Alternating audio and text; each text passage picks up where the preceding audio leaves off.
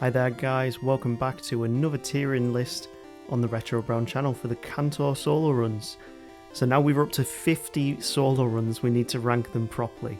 And as you can see right now, we've also added another tier above the S tier. So before we even get into ranking the most recent 10 that we've actually done, I'm just going to do a bit of cleaning up on what we've got here. So we're actually going to move Zapdos into the SS tier because as these tiers are now going to go, SS tier is going to be a cut-off time of 3 hours and cut-off level of 58, and Zapdos did that in 2 hours 59 minutes at level 56, so it definitely deserves to be in that SS tier.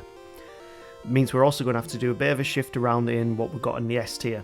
So because of the timing and the new rules we've got, I'm actually going to put into here, actually I won't be able to put into there.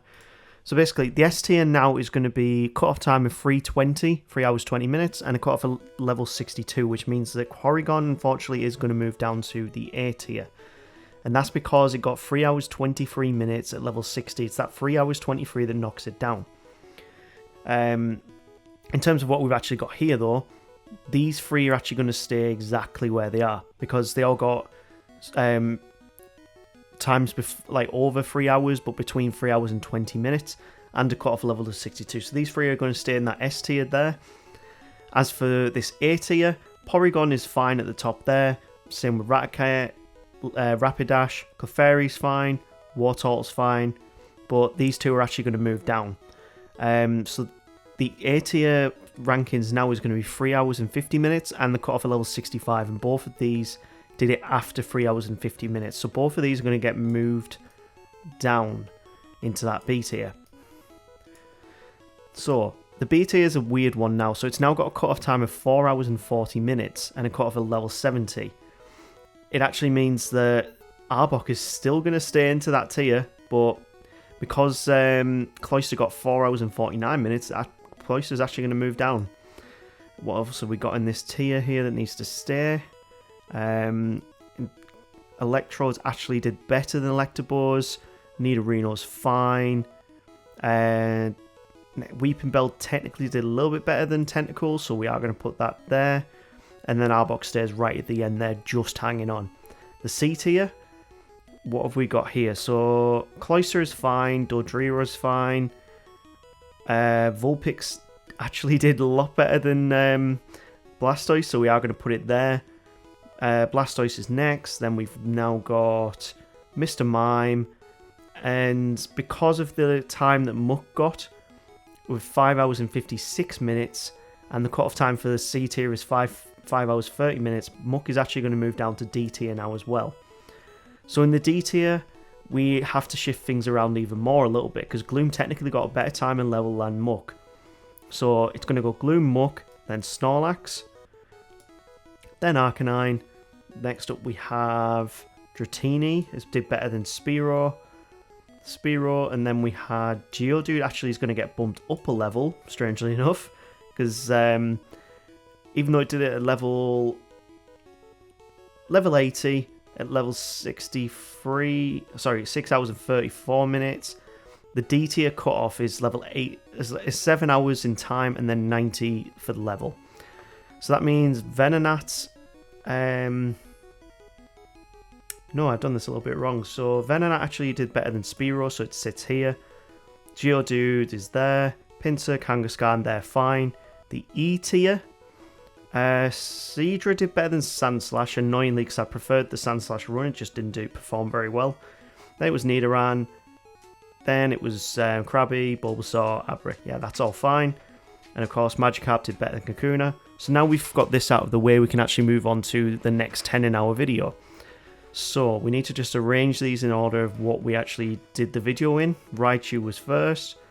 Next up after that we had... Need to get my notes up for this a little bit. I'll cut this bit out. So the second was Lickitung. Then it was Onix. Then Metapod. Then Gyarados, then Poliwag, then Jigglypuff, Mewtwo, Weedle, and Cypher. So this is the order of the next 10 we're going to rank. So in terms of actually ranking them though, where do they actually sit? So Let's start off with Raichu. Raichu finished the game at 4 hours 56 minutes at level 59. So based off our new criteria, this actually places it into the C tier. But as for wearing the C tier, it didn't do it as fast as Dodrio, but it also didn't do it. Its level was a lot better than Vulpix's, because Vulpix was at level 70. Raichu finished at level 59, so I think placing it in between Dodrio and Vulpix is a nice fit for it there. Next up is the Lickitung. Now Lickitung was very, very good. I was very surprised of how good it was. Lickitung finished the game in 3 hours 34 minutes at level 63. So that places it firmly in that A tier. As for wearing the A tier, I actually think it's very fitting that it sits between Clefairy and between Rapidash. It beat the game in 10 minutes faster than Clefairy, but 2 levels higher. I think that's fair enough to put it in between these two. Yes, Rapidash did need Double Team, but it's still a very good Pokemon, and I probably could have done without Double Team. I was just having a bad day that day. So I feel like this is a good placement for Lickitung. It performed a lot better than I think more people would have ever expected. But this is why we're doing the runs. We're trying to find out what works, where these Pokemon sit and such.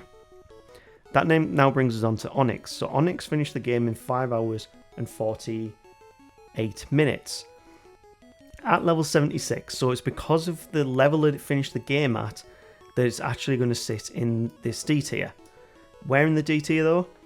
It's going to fit just after Arcanine, because it did it around about the same. Well, it did it half an hour better than Arcanine, but that level really knocks it down in comparison to like Dratini, who finished it in over 6 hours. So I think placing it between Arcanine and Dratini here is a fair comparison, really.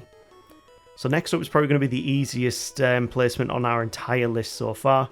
Metapod is definitely an F tier. It couldn't even get past Lavender Tower, and it did it slower than Kakuna in 17 hours 39 minutes. And I think it only did it slower than Kakuna by an hour is because the fact that Kakuna is bug poison. So it's got an extra resistance there that helps it out. And I think that's the reason why Metapod needs to be at that very, very bottom. So next up we have the first new introduction to our SS tier. Gyarados finished the game in 2 hours 46 minutes at level 56, which was quicker and faster.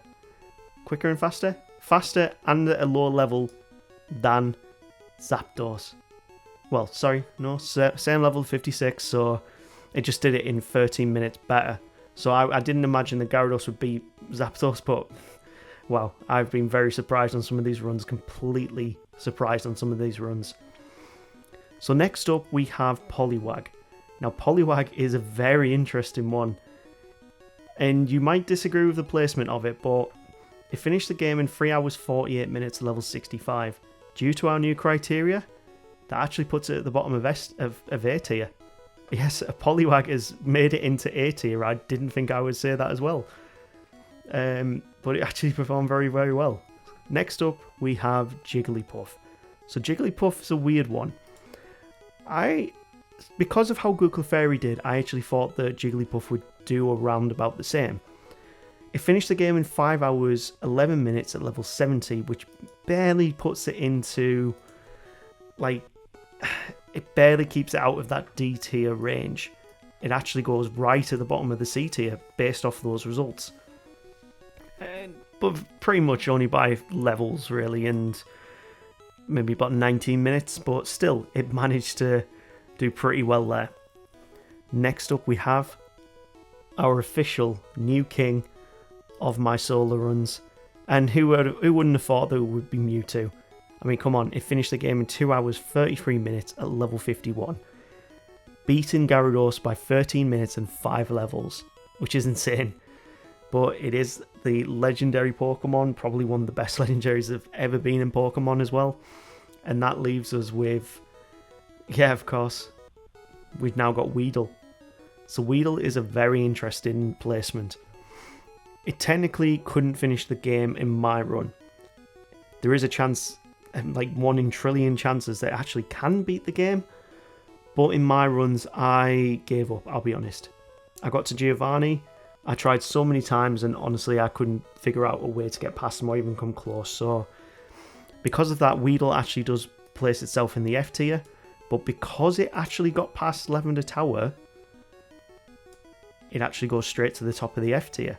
Even though it finished the game in 26 hours, 26 minutes, at level 100, the fact that it even got past Lavender Tower where Magikarp, Kakuna and Metapod couldn't, that's the reason why Weedle is top of F tier.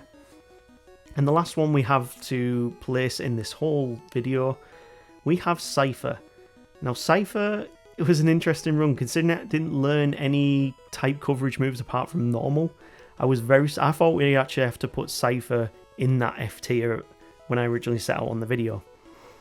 It finished the game in 4 hours 40 minutes at level 75.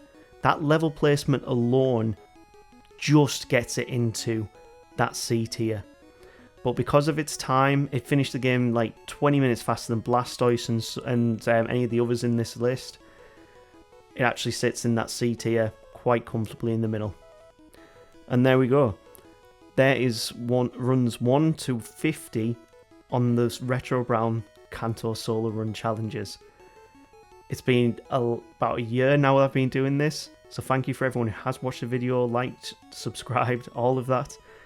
And I'm hoping that, considering it's taken me a year to get to this point, we'll see you in 2 years with the entire tier listing done. But for now, that's everything from me. Please smash that like and subscribe button, and we'll see you next time. Maybe in about, I don't know, a few months maybe with the next 10, and we'll see how this tiering list has changed in that time there. Take care guys, I appreciate yous.